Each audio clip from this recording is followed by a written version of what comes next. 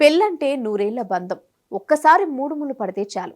వివాహ బంధానికి కట్టుబడి కలకాలం భర్తే ప్రపంచంగా జీవిస్తారు. అయితే ఈ ప్రేమ, పెళ్లి, శృంగారం గురించి ఇప్పటి వరకు సుప్రీంకోర్టు నుంచి రాష్ట్రాల హైకోర్టుల వరకు పలు తీర్పులు వెలువరించాయి. కొన్ని తీర్పులు వివాదాస్పదంగా మారినా మరికొన్ని తీర్పులు చర్చకు దారితీశాయి. అలాంటి తీర్పును రాజస్థాన్ హైకోర్టు వెలువరించింది.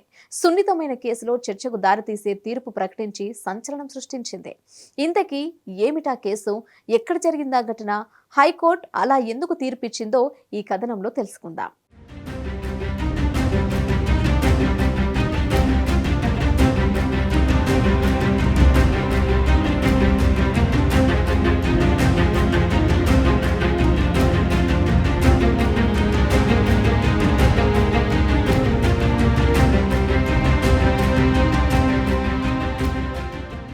ఇటీవల రాజస్థాన్ రాష్ట్రంలో తన భార్యను 3 వ్యక్తులు అపహరించారంటూ ఓ వ్యక్తి ఆరోపించాడు. స్థానిక పోలీస్ స్టేషన్లో ఫిర్యాదు చేయడంతో వారు ఎఫ్ఐఆర్ నమోదు చేశారు. అయితే ఈ కేసు కోర్టుకు బదిలీ కావడంతో ఫిర్యాదు చేసిన వ్యక్తి భార్య కోర్టు ముందు హాజరైంది. తన ఇష్టానుసారంగానే నిందితుడితో సహజీవనంలో ఉన్నట్లు ప్రకటించింది. తనను ఎవరూ బలవంతంగా తీసుకెళ్లలేదని ఆమె కోర్టు ఎదుట స్పష్టం చేసింది.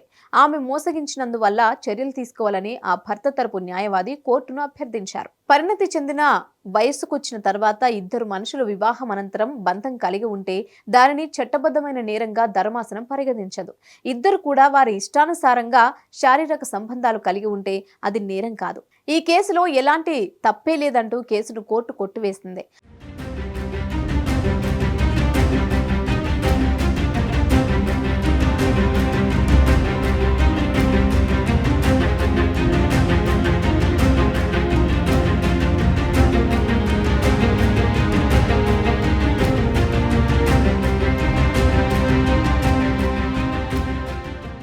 అయితే బ్రిటిష్ కాలం నాటి వ్యభిచార వ్యతిరేక చట్టం మహిళలను పురుషులు తమ సొంత ఆస్తిగా పరిగణించేలా ఉందని, వారి ప్రాథమిక హక్కులకు భంగం కలిగించేలా ఉందని కోర్టు కామెంట్స్ చేసింది.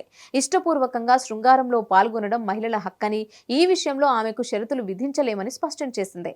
వివాహేతర సంబంధం నేరం కాకపోయినా నైతికంగా తప్పేనని, దీని కారణంగా చెప్పి విడాకులు తీసుకోవచ్చని సూచించింది.